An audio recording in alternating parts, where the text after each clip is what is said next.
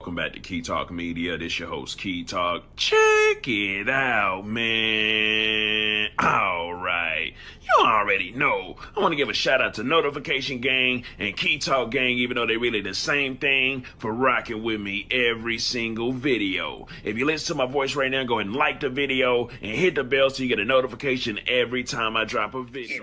Anyway, so the YSL underboss that goes by the name of Gunna, you already know, but he been locked up inside of jail for the RICO and he hasn't been able to get any type of bond at all. You know, a couple people did say, hey man, the judge ain't P. Well, it turns out that Gunna wrote a letter to the judge and pretty much told the judge that he is pushing P still, but the P that he's pushing is for prayer. You already know. Gunna actually wrote a letter to the judge today and also to his fans. Today is his birthday, and pretty much in a letter he just says, you know, he feels like he's been criticized for his music and his lyrics, and he also says that he feels like being a black man inside of America, that it's still slavery going on, and a lot of the jails that's filled up inside of, you know, of the 12 states, more than half of the prison population is black, and one of the states being his state, which is Georgia. You already know. I'm going to go ahead and read the full letter that he actually wrote to the judge and his fans. He said, June 14th, 2022 has been one of the best years of my life despite this difficult situation. This year I had the whole world pushing P.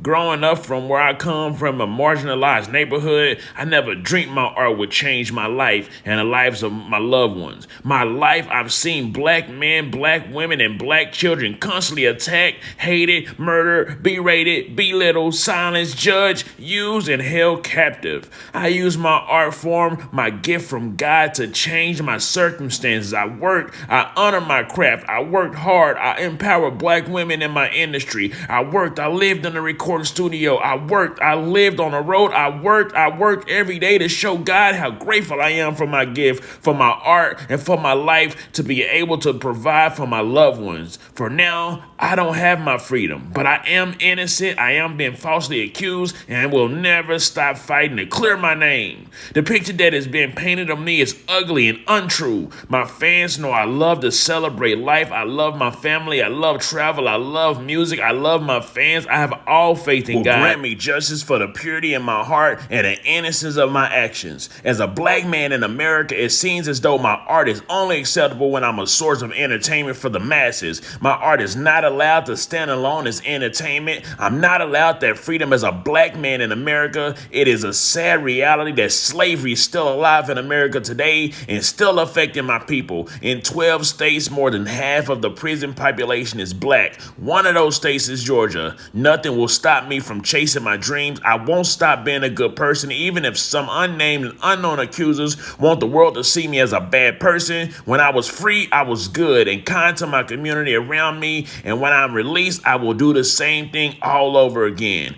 We still pushing P: power, prayer, progress, passion, productivity, praise, precision, peace, prosperity, patience, pride, and persistence. Anyways, so this goes back to pretty much what I was telling y'all before, how I told y'all that the labels obviously sign these artists that talk about a lot of violence and killing, but not only that, they're actually signing their artists that's actually involved with these kinds of things. So whenever they get arrested, it goes deeper than the lyrics, because what they're doing, they're actually connecting the lyrics to actual events that happen. Like for instance, whenever Buddy says something about killing the cop, and then it turns out that a YSL member actually did kill the cop, you already know. We gotta have a moment of truth real fast. Anyways, so Gunna pretty much says that he feels like, you know, with the expression of his art, he don't feel like he has the freedom to express himself without actually getting in trouble. And he also said that he feels like slavery is still alive inside of America. Well, let's have a moment of truth.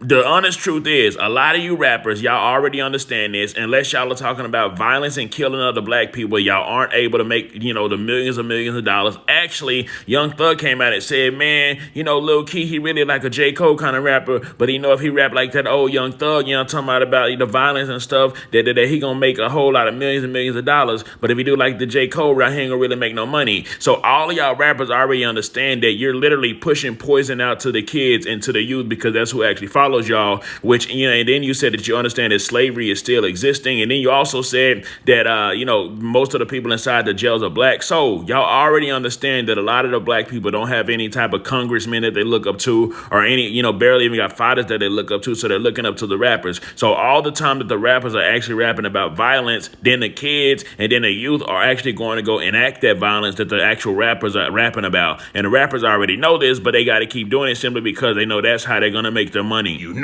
Of course, giving back to the community is actually good. You know what I'm talking about? That's always good for a rapper to do. But the most important thing, if you really want to give back to the community as a rapper, what you sadly got to do is not rap about all of the violence. But we already understand that that's where the millions of dollars are at. So rappers are going to continue to do that because that's where the money's at. And of course, a lot of the black population are in positions to where they need money. So whatever it's going to take to make the millions of dollars, if you got to promote violence, if you got to, talk about killing the next man, and the youth is going to go enact exactly what they hear from you, you got to do it because it's going to make the money. So it's kind of like a catch-22. You may be doing that and you may be making money, but at the same time, if you get in trouble for what you're doing, then not only are all those thousands of people that, that's influenced, well, millions of people that's influenced by you going to end up in jail, but you could potentially end up in jail. And then when you end up in jail, then you got to go to the public and tell the public, hey, I've been a good guy, I've been giving back to my community and stuff like that, and, I really need y'all to support me. Then you're going to have people that's like, okay, we do want to help, whatever we want to do with us, we can, free them. But then you're going to have a whole other section of people that's like, hold up.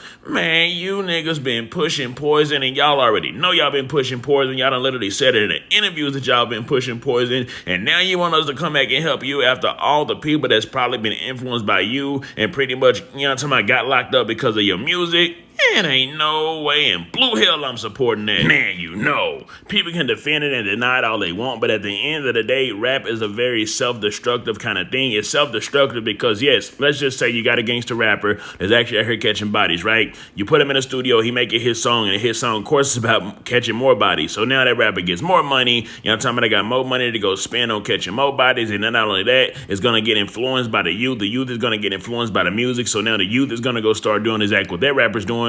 But then not only that, a few years later, that rapper, his past can catch up to him, and then he get arrested for what he done pretty much did. So it's kind of like, a big cycle of self-destruction. And then what's even crazy about it, let's just say you are part of a rap group, and that rap group, you're not doing any type of violent stuff in the rap group. You're not doing any type of killing in the rap group, but you're associated with the group. So they hit you with a RICO, and now you're automatically associated with that group, and you automatically get a RICO charge with that group. But on the back end side, the very labels that you're actually signed to, who are also invested inside of the private prisons, either way it goes, they're going to win because your music is going to influence the youth to go to jail, and therefore, up in their stocks that they're actually making.